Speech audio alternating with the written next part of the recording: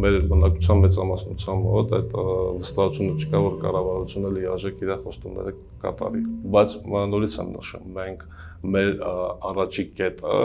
սոցիալական, որ արցախցիների ձայնը լսելի դառնա, այս 1.5 տարվա ընթացքում, այսինքն իրանք ինքնակոչ որոշումներ են ընդունում։ Արցախի իշխանությունների հետ որևէ համագործակցություն չկա, որևէ մարմին չկա, այսինքն իրանք նստած իրենց կաբինետներում որոշումներ են ընդունում, հետո խոստովանում, որ այդ որոշումները ձախողված են։